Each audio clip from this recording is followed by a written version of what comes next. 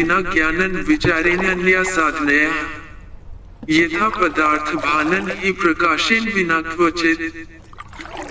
यह श्लोक श्री आदि शंकराचार्य द्वारा अपरोक्षानुभूति में 11वां श्लोक है। इसका अर्थ है, विचार के अतिरिक्त किसी अन्य साधन से ज्ञान प्राप्त नहीं होता। जैसे प्रकाश की सहायता के बिना कोई वस्तु कहीं भी देखी नहीं जा सकती। पहले तो किसी बात का तथ्य ज्ञान होना आवश्यक है, इसके पश्चात उस पर बार बार विचार कर उसे जान लेना और मान लेने पर जोर दिया गया है। पर हमने इस बात को महत्व नहीं दिया और नहीं धार्मिक गुरुओं ने ऐसा करने की प्रेरणा देकर सनातन समाज को जागरूक किया। विचारशील बनने की तो बात ही छोड़िए।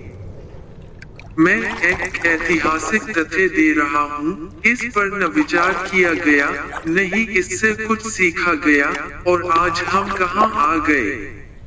देश का विभाजन सहा। लाहौर से हिंदुओं की लाशों से भरी हुई ट्रेन का अमृतसर 1947 अगस्त में पहुंचने का दुख सहा। कारण यही था कि जो लोग हमारे साथ नहीं रहना चाहते थे, वह शांति से अपने अलग देश में रहे।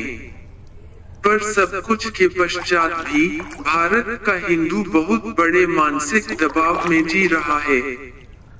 कारण एक ही है कि हमने विचारशीलता के स्थान पर कोई एक गाल पर थप्पड़ मारे तो दूसरी आगे कर दो, धर्मनिरपेक्ष बने रहो, गंगा यमुनी तहजीब अपनाओ आदि के सिद्धांत सीखने में लगे रहे। अधर्म के प्रति सहनशीलता अधर्म को बढ़ावा देती है। यदि ऐसा न होता तो भगवान श्री कृष्ण अर्जुन को कर्ण को मार देने के लिए न कहते जब वह रथ से नीचे था, या भीष्म पितामह को न मरवाते। अधर्मियों के प्रति सहनशीलता की नीति का आज परिणाम यह हुआ कि दंगाई पथराव करते हैं, संपदा जला देते हैं और हिंदू समाज को शांति से जीने ही नहीं दे रहे। अपने देश को काट कर देने के बाद भी भारत में हिंदू बहुत बड़े दबाव में है। मानसिक प्रताड़ना देने के लिए आक्रांताओं और हिंदुओं पर अत्याचार करने वालों की निशानियां संभाल कर रखी जा रही हैं। उनकी सोच के साथ खुले तौर पर खड़े लोग नजर आते हैं, ताकि हिंदुओं को रोज के रोज चिढ़ाया जा सके और उनका मनोबल तोड़ा जा सके। यहाँ तक कि बच्चों के नाम भी उनके नाम पर रखे जाते हैं, ताकि ऐसी भावना फैलाई जा सके कि जो पहले किया गया था वह दोबारा करने वाले आ गए। अब तो ऐसे लगने लगा है कि सत्ता में वही लोग रह पाएंगे जो अत्याचारियों का साथ देंगे, माफिया का साथ देंगे, या जिनमें भीड़ तंत्र की शक्ति होगी। सरकारें तो देश चलाती हैं, लेकिन राष्ट्र निर्माण वहां के लोग करते हैं।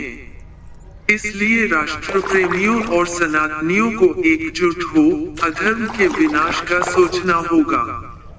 धर्म के विकास के प्रयत्न करने की आवश्यकता नहीं होती। केवल अधर्म का विनाश करने से धर्म का विकास होने लगता है।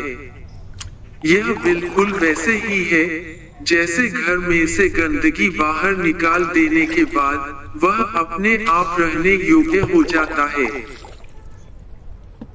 आज सनातन के ग्रंथों से सीख लें, विचारशीलता से लक्ष्य बना कर्म करने की आवश्यकता है, ताकि भारत विश्व गुरु बने और शांति से जिए। नहीं तो एक पुराना गीत है, चल उड़ जा रे पंछी के अब यह देश हुआ बेगाना। जय श्री राम, जय माँ भारती।